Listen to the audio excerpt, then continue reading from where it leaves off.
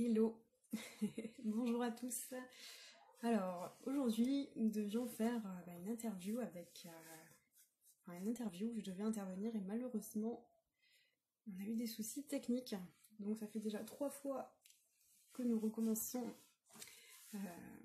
avec Anne-France pour pouvoir se connecter et ça ne fonctionne pas. Donc on s'est dit qu'on allait essayer de faire le live ici. Donc je vais essayer de faire en sorte que ça marche de ce côté-ci. Parce que ça serait dommage. Hop.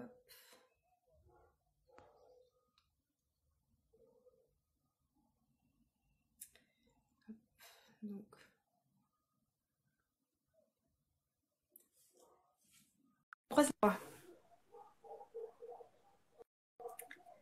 Du coup, est-ce que Anne-France, tu m'entends?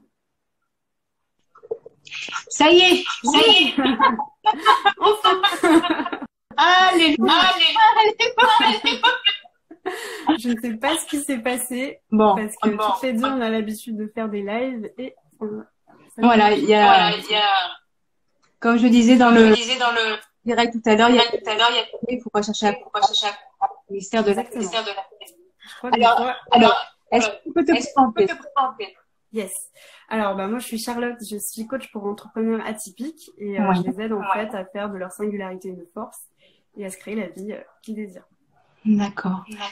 Et par rapport au potentiel, tu peux nous dire à quel moment tu as fait des différences avec les autres? Alors, déjà, première chose, est-ce qu'on nous entend parce que on n'a même pas demandé, tiens, on nous entend bien? Est-ce que vous... Est-ce qu'on a besoin de mettre des écouteurs? Est-ce qu'il y a de l'écho? Parce que je sais que ça peut arriver, donc ce serait dommage qu'on démarre et qu'on nous entende pas. Après toutes ces péripéties. Ça coupe en fait, de mon côté. Ça coupe un petit peu, ouais, moi aussi de mon côté. Mais c'est pas grave, je t'entends, je connais. L'essentiel, c'est que pour l'instant, on a pas là-dessus. Ouais, bon, a priori, ça a l'air d'aller. Ok, donc ta question, c'était... À quel moment, en fait, petit à petit, tu as commencé à faire une différence dans cette façon, dans ton fonctionnement? Eh bien, écoute, je me suis un petit peu toujours sentie différente, sauf que ça m'a pas tellement posé problème parce que si tu veux, j'ai étudié donc la mode et l'art.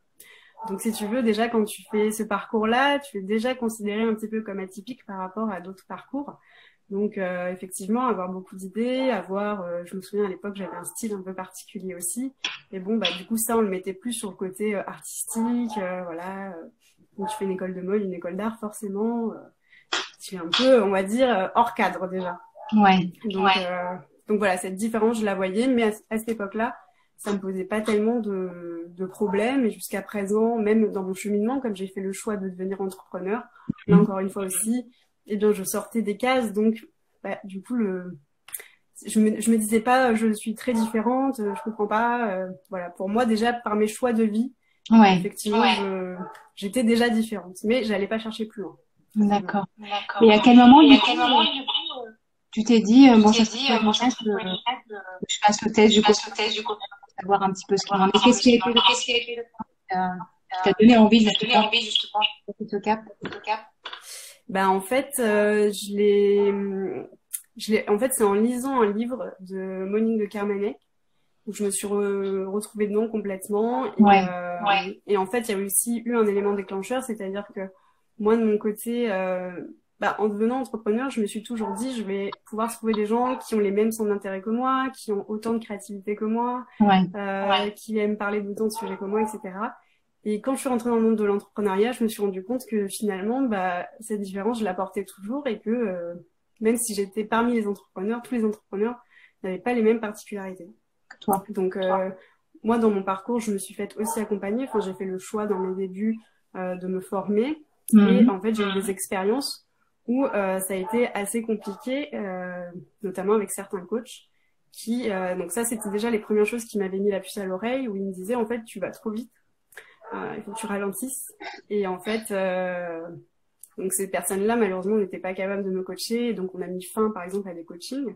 Et à ce moment-là, ça m'a vraiment fait me questionner parce que je me dis, bah, si un coach ne peut pas me coacher, il y a quelque chose qui cloche. Il y a quelque chose, oui. Il y a quelque chose qui cloche. Et effectivement, sur le coup, on me remettait la faute sur moi, mais je me disais, bah, moi, je ne peux pas. Et ça, c'est quelque chose que je me suis toujours dit. Je me suis toujours dit, je ne peux pas ne pas être moi-même, en fait. Tu peux pas me demander de ralentir, tu peux pas me demander d'être quelqu'un d'autre. Et donc, forcément, partie de ce constat-là, je me suis dit, bah, il faut vraiment faire les choses et essayer de comprendre, en fait, bah, pourquoi pour eux, je suis un client bizarre, alors que moi, j'ai l'impression d'agir comme étant moi-même, en fait.